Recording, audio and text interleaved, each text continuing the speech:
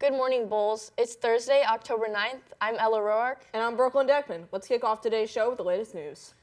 Homecoming is just around the corner. If you did buy a ticket, make sure to bring your ID on the day of the dance to enter. Are you ready for some good music? You'll hear tunes from The Temptations, Lady Gaga, and even Michael Bublé. Tickets for the Legends concert are on sale now. The concert will take place on the 20th this month at 6:30 p.m. We hope to see you there. If you haven't already, go follow our student government at Paris SGA.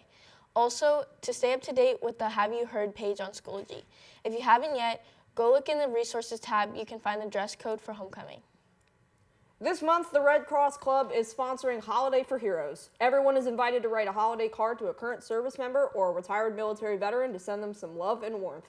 There will be letter drop boxes in student services, the attendance office, and in the cafeteria each day. Address cards to Dear Service Member or Dear Veteran. Cards can be store-bought or handmade and should be standard size with respectful messages. Drawings and colors are welcome. Envelopes need to be unsealed. All letters must be vetted by the Red Cross before being sent. Now let's send it over to Claire with some news from off campus. Hey Bulls, Claire here with today's Around the World in 80 Seconds. Starting in the U.S., thousands of flights are being delayed after the shutdown of the United States government. Air traffic workers and TSA agents must show up to work even without pay. This is the 7th day of the government shutdown and the 2nd day where numerous airports, including Houston, Nashville, Dallas, Chicago, and Newark, are going through staffing issues and flight delays. It is claimed that the Federal Aviation Administration is limiting the amount of arriving flights in Chicago. Flights are being delayed an average of 41 minutes, and Newark's arriving flights are being held for up to 30 minutes due to several staffing issues. Traffic controllers are set to receive a partial paycheck on the 14th of this month for work done before the shutdown. The Federal Aviation Administration has claimed there has been an increase of workers taking a sick leave since the shutdown. In happier news, the U.S. has been having more peace and calm in its big cities lately. Just kidding. President Trump is trying to send the National Guard to Portland, Oregon, a city he claims is full of crime and has insurrectionists all over the place. The immigration arrests in the city have caused numerous clashes between protesters and federal agents in the past 4 months. The city is in a state of unrest, and the threat of sending U.S. troops to the city has not helped. Residents who live near the ICE facility have said they have to sleep with gas masks on because of the tear gas from the street leaks into the apartments. Chicago has been threatened numerous times as well by the administration to have the National Guard sent there because, supposedly, there is lots of crime. President Trump even tweeted an AI image of himself in the Apocalypse Now movie poster with the slogan, "Chicago about to find out why it's called the Department of War," in early September. As of yesterday, the Texas National Guard had arrived near Chicago. In global news, Gaza peace talks began earlier this morning again in Egypt. Yesterday marked 2 years since the start of the war, and U.S. President Trump has been pushing forward a peace plan after he spoke to world leaders about it at the UN General Assembly late September.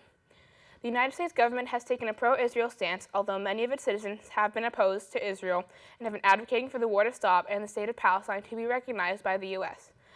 Ironically, President Trump is attempting to make peace between Palestinians and Hamas and Israel. He is also sending National Guard to Oregon and threatening to send them to Chicago at the same time. And as the talks in Egypt go on, Israel continues to bomb Gaza and 8 people have been killed in the last 24 hours. Hopefully the peace talks turn out okay and Egypt doesn't get bombed because Hamas is there. The last time Hamas tried to negotiate a peace plan, Qatar was bombed by Israel in hopes of eliminating Hamas. That's all for off-campus news today. Back to you at the desk. Thanks, Claire. Now let's see what's on the lunch menu for today. We have General Tso's chicken, orange chicken, burgers, Uncrustables, and Domino's pizza. Trust all. See, you can trust everyone, but you can't trust our culture. Join us at Asian Culture Club on Fridays, where we share a space to learn and celebrate diversity together. By highlighting both the major and lesser-known Asian cultures, we aim to foster appreciation, reduce cultural misunderstandings, and create opportunities for meaningful exchange. Oh, right. Follow us on our social media pages at PCHS Asian Culture Club for more updates. See you there. 너와 함께 하고 싶은 일들을 상상하는 게 요즘 내 일상이 되고. Thanks, Lola. Let's check in with Chase in the Sports Corner. What's up, Bulls? Chase here in the Sports Corner. Your Parish Bulls take on Winter Haven tomorrow night here, home, at 7 p.m. We need all the Bulls Nation to show up for the game. The theme is pink out, so dress accordingly. We also have a pep rally tomorrow morning in the courtyard to get you hyped for the big game. The homecoming court winners will be announced at halftime. Tonight is senior night for our volleyball team. They take on Southeast in the gym at 7 p.m. Come support your Lady Bulls. Congrats to our swim team. They competed in their county meet last weekend and finished second overall. The girls team placed third and the boys team placed second. They also received some individual accolades and are now preparing for districts on November 1st. In the NFL, the Philadelphia Eagles visit the New York Giants at MetLife for Thursday Night Football on Prime. Matchups to watch on Sunday include the Cardinals at Colts, 49ers at Buccaneers, and Lions at Chiefs on Sunday Night Football. On college football, Saturday, number 1 Ohio State travels to face 17 Illinois at 12 p.m. on Fox, while number 8 Alabama faces 14 Missouri on ABC. Number 7 Indiana takes on number 3 Oregon at 3:30 on CBS, and number 6 Oklahoma squares off against Texas in the Red River rivalry on ABC. The WNBA Finals continues tomorrow night as the Las Vegas Aces and Phoenix Mercury face off in Game 4 at 8 p.m. on ESPN. That's all for sports. Now back to the desk. Do you want something aired on the news? Send us an email at pchstvproduction@gmail.com. Also, follow us on our social media pages and YouTube, PCHS TV Productions.